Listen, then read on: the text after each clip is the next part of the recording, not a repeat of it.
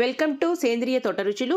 ఇవాళ మనం చేయబోయే రెసిపీ గోధుమ పిండి అలాగే జొన్న పిండి ఈ రెండింటిని 1:1 రేషియోలో తీసుకుని చపాతీ ఎలా చేస్తాము అనే దాని గురించి చూపించబోతున్నామండి.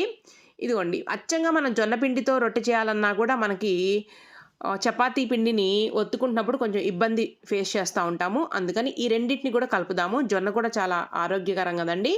సో మనం దీన్ని మొత్తం కూడా హాట్ వాటర్ వేసేసి కొంచెం సాల్ట్ వేసి కలుపుదామండి. ఒక 4 రోల్స్ అయితే చేసుకున్నా నేను. పిండి కలిపేటప్పుడు నేను కొంచెం కూడా ఆయిల్ యూజ్ చేయలేదండి. ఇదిగోండి, చిన్నగా ఇలా మనం ఎలా అయినా సరే మనకి వచ్చేస్తాయండి. అచ్చగా జొన్న పిండి అయితే కనుక ఇలా చేయడం ఇబ్బంది అవుతుంది. ఇదిగోండి, ఇలా నేను పూత పిండిగా ఏం వాడుతున్నాను, గోధుమ పిండి అయినా వాడచ్చు, కానీ నేను జొన్న పిండినే యూజ్ చేశానండి. జొన్న పిండినే యూజ్ చేసి నేను చపాతీని ఒత్తుకున్నానమాట.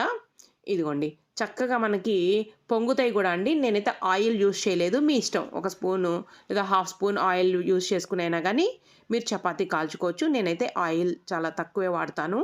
ఇదిగోండి, నా దగ్గర అయితే కర్రీ ఏం లేదండి ఇవాళ, అందుకని పెరుగు చట్నీ చేస్తున్నానండి.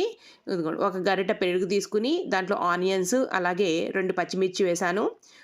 జస్ట్ సాల్ట్ కొంచెం వేస్తున్నానండి.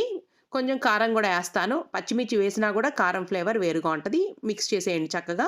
ఇదిగోండి రెడీ. పక్కనే ఆనియన్ కూడా పెట్టుకున్నాము. చక్కగా మనం తినేద్దాం.